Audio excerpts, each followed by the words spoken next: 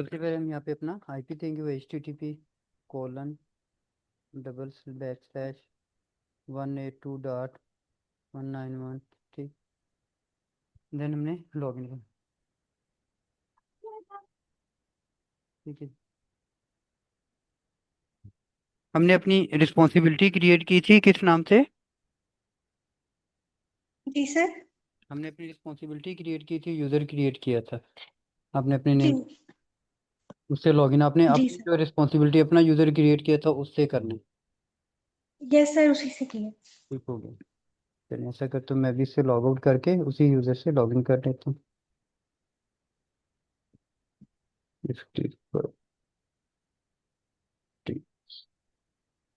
मैंने भी आपके साथ क्रिएट किया था कि नहीं? नहीं, मैंने नहीं किया समझ। चलिए मैं अभी कर देता हूँ।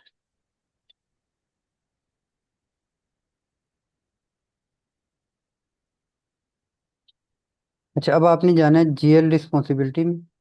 अच्छा, लास्ट सेशन में मैं अपना यूज़र भी क्रिएट कर लिया था और यूज़र के साथ हमने रिस्पॉन्सिबिलिटी जीएल की क्रिएट की थी और अपने यूज़र को जीएल की रिस्पॉन्सिबिलिटी असाइन भी कर ली थी, ऐसे ही है। अब आपने जैसे लॉगिन किया जी सर। रिस्पॉन्सिबिलिटी से, तो आपके पास दो रिस्पॉन्सिबिलिटी, यूज़र से लॉगिन किया, दो रिस्पॉन्सिबिलिटी आ रही होंगी, एप्लीकेशन डायग्नोस्टिक और जनरल लेजर और सिस्टम एडमिनिस्ट्रेशन, बल्कि तीन आ रही होंगी, ऐसे ही। जी सर। ठीक है, अब आपने क्या करना है, जीएल रिस्पॉन्सिबिलिटी जो आपने क्रिएट की थी उसमें आ जाना, जीएल की रिस्पॉन्सिबिलिटी में आना है, सेटअप। अच्छा, सबसे पहले ये है कि हम यहाँ पे जब हमारा फर्स्ट स्टेप क्रिएट कंप्लीट हो जाता है, एडमिनिस्ट्रेशन से जाके हमने यूज़र क्रिएट किया, रिस्पॉन्सिबिलिटी क्रिएट की, उस रिस्पॉन्सिबिलिटी को अपने यूज़र को असाइन कर दिया।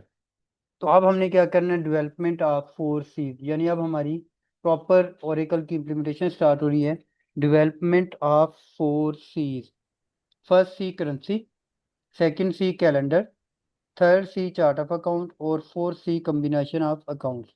कि जब 4 C's हमारी डेवलप हो जाती है 100%, तो देन क्या होता है, हमारा ऑटोमेटिकली जो है वो कह लें कि अप्रॉक्सीमेटली कुछ 70% इम्प्लीमेंटेशन मुकम्मल हो जाती है। तो उसके लिए सबसे पहले हमने क्या करना है, फर्स्ट सी क्रिएट करनी है।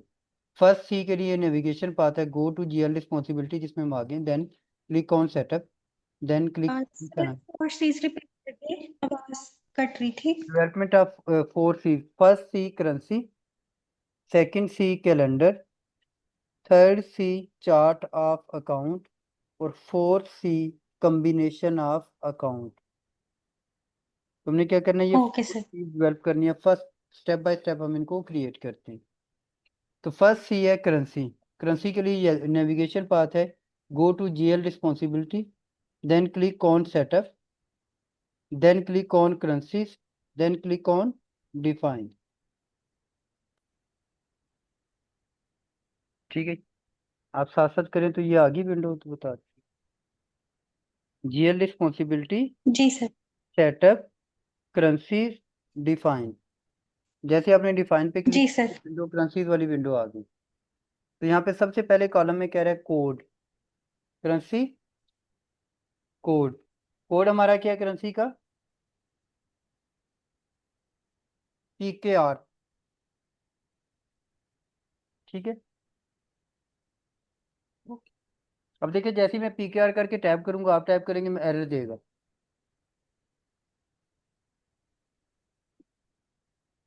जी सर।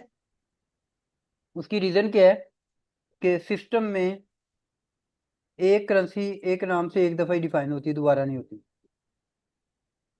जो ऑलरेडी हमने डिफाइन किया तो इसलिए नहीं कर। तो हम ऐसा करेंगे, PKR के साथ कुछ नंबर लगा लेते हैं। फॉर एग्जाम्पल मैं कहता हूँ जी बैच 55, आप अपना नेम लाते हैं खुफिया, ताकि हमें पता हो कि करेंसी डिफाइन क्या कैसे करनी है, उसमें स्टेप्स कौन कौन से इन्वॉल्व हो। तो फर्स्ट करेंसी कोड, उसी को मैंने कॉपी किया, नेम में पेस्ट कर दिया, मैंने साथ लगा दिया B55 बैच 55, ठीक है। डिस्क्रिप्शन में मैंने कर दिया पाक रुपीस, ठीक है, 55, ठीक है, हो गया यहाँ तक। जी सर। इशूइंग टेरिटरी, ये करेंसी कहाँ से इशू होती है, पाकिस्तान से। मैंने लिखा PAK और कीबोर्ड से टैप करूंगा तो ऑटोमेटिकली पाकिस्तान आ जाएगी। ठीक है जी। सिंबल हमारा क्या है? जी आर कैपिटल और एस स्मॉल में डॉट, आर एस रुपीज। ठीक होगी। नेक्स्ट है प्रेसेशन। पॉइंट्स के बाद मिनिमम 2 डिजिट है, बाय डिफॉल्ट 2 ही होंगे, टैप करें। मैक्सिमम एक्सटेंडेड प्रेसेशन है पॉइंट के बाद 5 डिजिट। अगर तो आप किसी फाइनेंशियल इंस्टीट्यूशन बैंक्स वगैरह के लिए इम्प्लीमेंटेशन कर रहे हैं तो फिर आप मिनिमम प्रेसेशन लेंगे 4 डिजिट और मैक्सिमम एक्सटेंडेड ले जाएंगे 9 डिजिट पे, क्योंकि वहाँ पे वैल्यूज ज़्यादा होती हैं डिजिट के बाद, तो इसलिए हम मिनिमम 4 कर देंगे और मैक्सिमम 9 कर देंगे। तो अभी हमारा नॉर्मल है, बैंकिंग सेक्टर फाइनेंशियल इंस्टीट्यूशन के लिए नहीं कर रहे, तो हमने क्या किया, प्रेसेशन 2 डिजिट लिया, स्टैंडर्ड और एक्सटेंडेड 5 पे कर दी। ठीक है, टैब किया, मिनिमम अकाउंटेबल यूनिट स्किप कर देना। ये अगर मल्टीपल करेंसीज हम यूज़ करें तो दोनों यूज़ होंगे, मिनिमम अकाउंटेबल यूनिट भी और करेंसी डेरिवेशन भी, दोनों को स्किप कर देना टैब करके कीबोर्ड से। तो 2 टाइम टैब किया तो automatically from effective date from में आ गया। बाय डिफॉल्ट जिस डेट को आप क्रिएट करें वो डेट आ रही होगी, आपने इसे बैक स्पेस करके रिमूव कर देना। ठीक है जी, हो गया यहाँ तक। जी सर। लास्ट पे आ रहा है इनेबल, ये चेक बॉक्स चेक होना चाहिए। देन आपने करना है सेव, ये येलो साइन से सेव कर दिया, कंट्रोल एस करके सेव कर दी। ठीक है, ये हमारी करेंसी सक्सेसफुल क्रिएट हो गई। ठीक है, नीचे उसने मैसेज दिया transaction complete, 1 record applied and saved. ठीक है, अब ये डेट जो हमने रिमूव की, इसका पर्पस डेट रिमूव करने का ये है कि आप इस करेंसी के साथ किसी भी पिछली डेट में भी कोई ट्रांजेक्शन करना चाहेंगे तो सिस्टम आपको अलाउ कर दे। अगर हम डेट रिमूव ना करते तो पिछली डेट में ट्रांजेक्शन ना करने देता, तो इसलिए हमने इसे रिमूव किया। ये हमारी होगी फर्स्ट सी कंप्लीट करेंसी। ठीक है, अब इसे करेंगे मेक श्योर कि जी आपका सर। सेव हो गया, ये कोड जो है आपका डिसेबल हो गया, तो इसका मतलब है सेव हो गया। फॉर्म क्लोज किया। अब सेकंड सी पे जाएंगे कैलेंडर पे। उसके लिए for creation of calendar use the navigation path, go to GL responsibility जिसमें हम इस वक्त हैं, click on setup, click on financials, then click on calendar, then click on type. First हम कैलेंडर की टाइप क्रिएट करेंगे, देन उसके अंदर कैलेंडर के अंदर अकाउंटिंग पीरियड मंथ हम डिफाइन करेंगे, जो हमारा अकाउंटिंग पीरियड के लिए मंथ यूज होंगे फाइनेंशियल कैलेंडर या फिजिकल कैलेंडर। दोबारा नेविगेशन पाथ देख लें। For creation of calendar use the navigation path, go to GL responsibility, then click on setup, then click on financials, then click on calendar, then click on type। ठीक है जी, तो यहाँ पे हम क्या करेंगे, पीरियड टाइप डिफाइन करेंगे। मेरा था SMB55 बैच, तो मैंने उसका नेम क्या दे दिया, SMB55 PC पीरियड कैलेंडर। ठीक है जी, आपने अपने नेम से PC लिख देना है, period calendar, PC Imran period calendar. ठीक, पीरियड पर ईयर जी सर। नॉर्मल कितने मंथ होते हैं, 12, हम यहाँ पे लेंगे 13। 13 पीरियड। एक हमारा होगा एडजस्टिंग पीरियड, कि अगर फाइनेंशियल ईयर में जो भी एडजस्टमेंट्स हैं, जो भी ट्रांजेक्शन हैं, उनके ऑडिट के बाद कोई ऑब्जर्वेशन आती हैं, ऑडिटर्स निकालता है, तो उन ऑब्जर्वेशन की जो एंट्रीज हमने एडजस्टमेंट डालनी है वो एडजस्टिंग पीरियड के अंदर 13 पीरियड के अंदर एंटर करेंगे। नॉर्मल हमारे 12 मंथ होंगे और 13 हमारा लास्ट जो है वो एडजस्टिंग पीरियड होगा। जो एडजस्टिंग पीरियड नॉर्मली आपका फाइनेंशियल ईयर या कैलेंडर ईयर का लास्ट डे होता है, एक दिन, सिंगल डे। कहते हैं year type, by default calendar आ रहा है, हम इसे ले लेंगे फिजिकल पे। ठीक है जी, पीरियड टाइप को मैंने कॉपी किया और पीरियड डिस्क्रिप्शन में मैंने पेस्ट कर दिया। ठीक है, यहाँ पे इसे मैं पूरा करना चाहूँ तो मैं इसे कर सकता हूँ पीरियड कैलेंडर। ठीक है जी, देन हमने करना है इसे सेव। ठीक हो गया सेव। जी सर। सेव करके आपने इसे क्या करना है, पीरियड टाइप को यहाँ से मेक श्योर कॉपी कर लें, जो नेम था इसका, और इस फॉर्म को हम करेंगे क्लोज।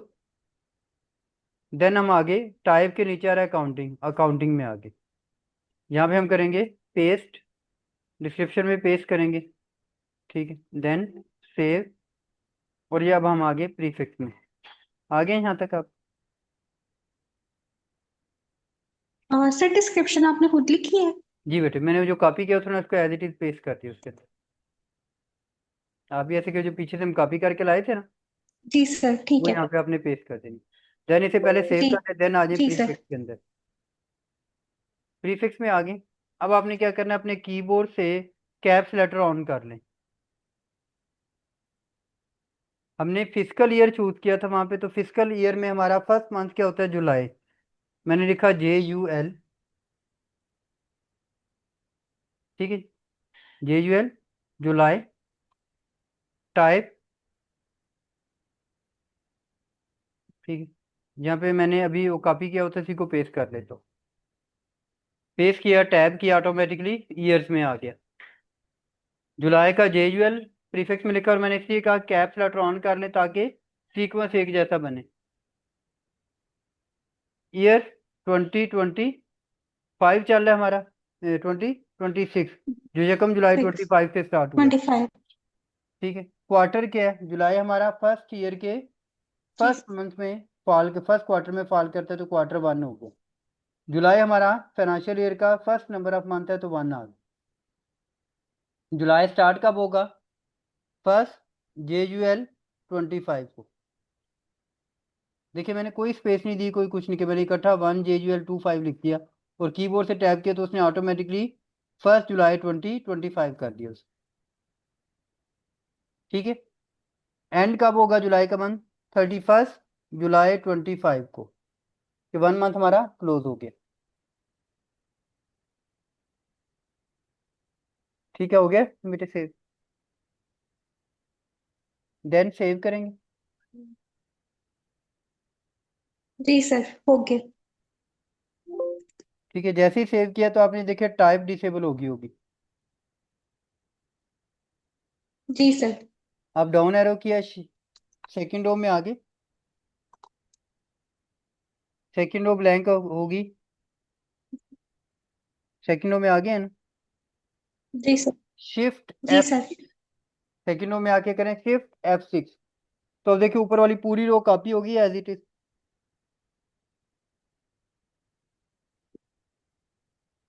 जी सर। यहाँ पे अब हम क्या करेंगे, मैंने कुछ नहीं किया, कर्सर को मूव नहीं किया, AUG अगस्त किया, तो उसने लास्ट पे देखिए नेम जो ऑटोमेटिकली अगस्त कर दिया। टाइप सेम है, ईयर सेम है, क्वार्टर सेम है, मंथ मेरा हो गया सेकंड। टैब किया, फ्रॉम डेट रिमूव करनी है, टू डेट रिमूव करनी है। अब वापिस आना है फ्रॉम डेट में, 1 अगस्त 25, 31 अगस्त 25 सेव। हो गया जी। मंथ हमारा क्या हो गया, 2 अगस्त का, तो इसलिए नंबर को हमने 2 कर दिया, क्वार्टर में 1 ही रहा।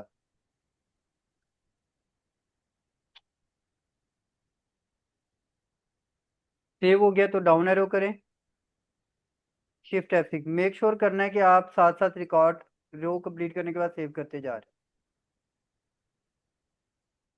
और सर मेरा आगे नहीं जा रहा, 1 अगस्त 25 से टैप कर रही हूँ तो। हैं। हाँ जी बेटे, आपने पता क्या किया, आपने जो 31 जुलाई था उसे रिमूव नहीं किया, नीचे वाली रो। आप फर्स्ट जी अगस्त सर। को देखिए, कभी ऐसा हुआ है कि 31 जुलाई से पहले यकम अगस्त आ गई हो। जी। 31 अगस्त से पहले कभी हो गया सर। हाँ ठीक है, 31 जुलाई से पहले यकम अगस्त नहीं आ सकता, इसलिए मैंने क्या किया था, दोनों को रिमूव करवाया था। ठीक है जी, अब सेव करके थर्ड जी रो में आ जाए, देन Shift F6। जी। ओके, SEP सितंबर, क्वार्टर 1 ही रहेगा, नंबर थर्ड हो गया, start date end date remove करनी है। मैंने किया सितंबर 30 सितंबर 25, और स्टार्ट में आके 1 सितंबर 25, 1 सितंबर 25। Save, down arrow.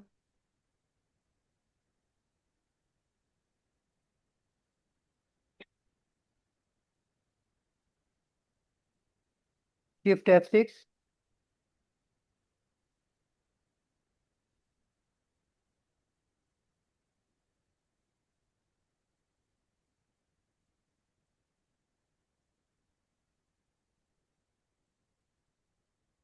जी हो गया शिफ्ट F6। सितंबर के बाद अक्टूबर, OCT टैब किया, क्वार्टर हमारा सेकंड हो गया। सर ये मेरा लास्ट पे नेम सितंबर ऑटोमेटिकली अपडेट नहीं हुआ। आपने फर्स्ट पे सितंबर नहीं किया उसे, फर्स्ट वाले प्रीफिक्स को सितंबर नहीं किया था।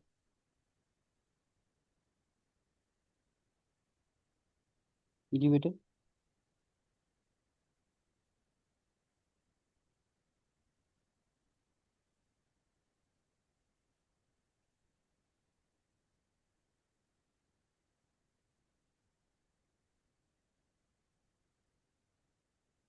जी बेटा, नहीं हुआ।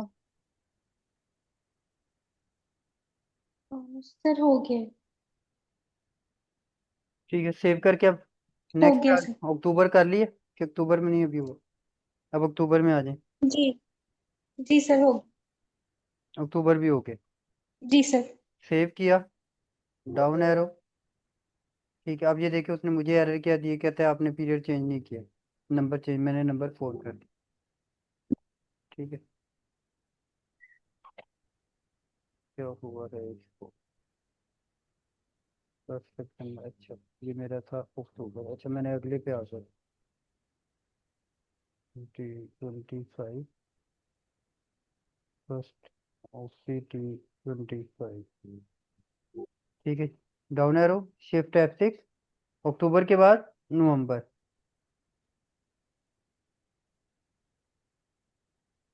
क्वार्टर सेकंड ही है, मंथ फिफ्थ हो गया। ठीक है, हमारे पास हो गया 30 नवंबर 25 और 1 नवंबर 25। Save, down arrow, shift F6, नवंबर के बाद दिसंबर, क्वार्टर सेम है, मंथ हो गया 6, 31 दिसंबर 25 और 1 दिसंबर 25।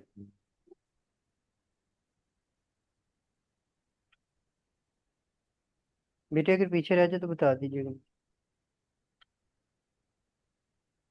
जी सर।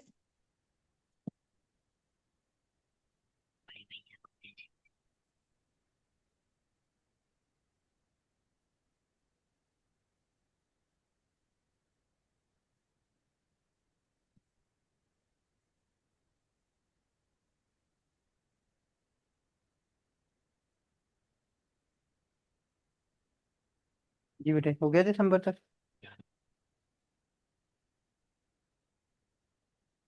जी सर। जी, जी सर हो गया। देन डाउन एरो किया, शिफ्ट F6, दिसंबर की जगह जैन आ गया, ईयर 26 ही रहेगा, जी पीरियड थर्ड हो गया, जी। Month 7th। ठीक है, 31 जैन 26, ये हो जाएगा 1 Jain 26। Save, down arrow, shift F6, Feb. ठीक है, क्वार्टर थर्ड ये, नंबर ऑफ मंथ हमारा हो गया 8, 28 फेब 26, 1 फेब 26।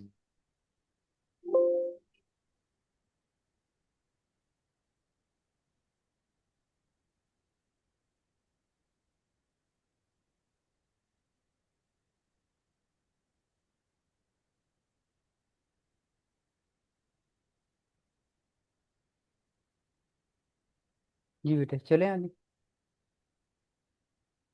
जी सर। डाउन एरो किया, शिफ्ट F6, नेक्स्ट मार्च, पीरियड क्वार्टर थर्ड है, नंबर ऑफ मंथ 9th हो गया, 31 मार्च 26, 1 मार्च 26। Save, down arrow, shift F6, अप्रैल, क्वार्टर हमारा अप्रैल में 4 स्टार्ट हो जाएगा। मंथ हमारा हो गया 10, 30th अप्रैल 26, 1st अप्रैल 26। सेव।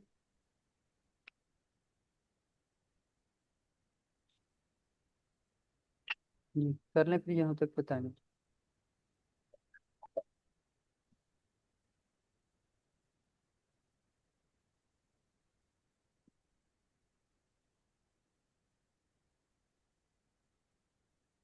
हो गया सर। हो गया, चले। Save, down arrow, shift F6, अप्रैल के बाद मई, क्वार्टर 4 ही है, नंबर ऑफ मंथ 11th हो गया, 31st मई 26 और 1st मई 26। सेव।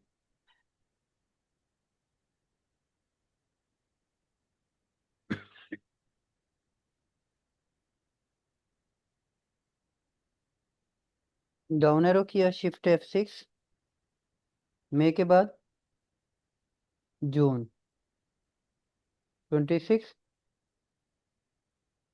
क्वार्टर सेम 4th है, नंबर ऑफ मंथ हमारा 12 हो गया, start date end date remove करेंगे, 30th जून 26, 1st जून 26।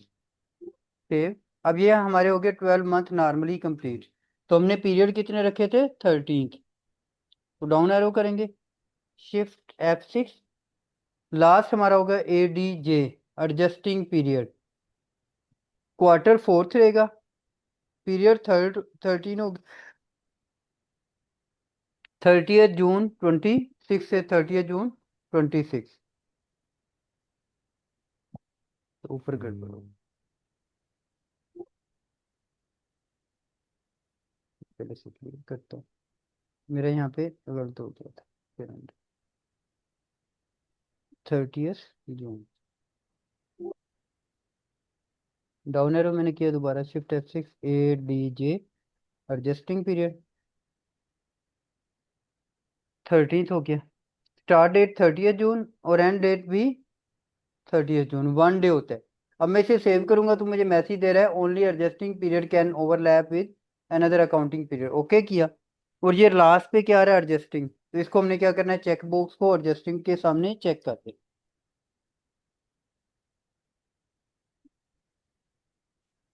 सर एक सेकंड वेट कर लें। जी जी।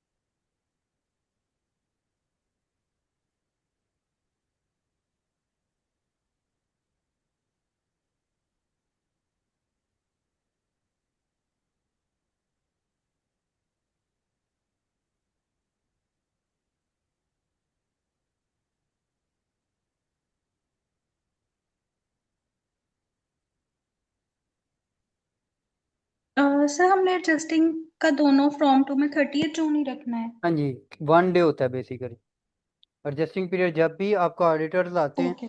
वो 4 माह में ऑडिट करें, 6 माह में ऑडिट करें, जब भी ऑडिट करेंगे, ऑडिट के बाद वो ऑब्जर्वेशन निकालेंगे। तो हमने 30th जून जो लास्ट क्लोजिंग डे होता है हमारा फाइनेंशियल पीरियड का, सारी एडजस्टिंग एंट्री उसी डे में करनी होती है। जी सर। Okay sir. ठीक हो गया। एडजस्टिंग को चेक कर लिया अपने, लास्ट को चेक को जी सर। सेव करें।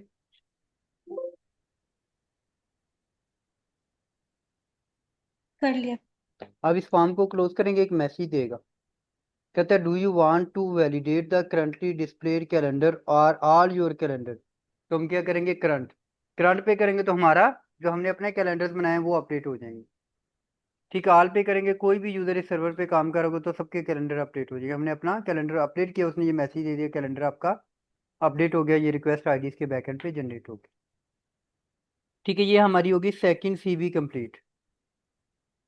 Currency, first C currency create की, सेकंड सी हमारी होगी कैलेंडर, क्रिएशन ऑफ कैलेंडर। ठीक है जी। इसके बाद नेक्स्ट हमारा थर्ड सी, जी sir. Creation of chart of account. वो थोड़ा सा लेंथी प्रोसेस है, उसको हम ऐसा करेंगे नेक्स्ट सेशन में स्टार्ट करेंगे, ताकि उसका एक स्टेप हम एटलीस्ट पूरा, ओके। ताकि हमारा एक जो लेक्चर रिकॉर्ड में थोड़ा सा वो कोई 20-30 मिनट का बन जाए। सर मेरा ये मेरा फॉर्म नहीं क्लोज हो रहा। अच्छा, क्या मैसेज आ रहा है? Do you want to save the changes? मैं यस कर रही हूँ, फिर से ये फॉर्म आ जाता है। मुझे स्क्रीनशॉट भेजते हैं।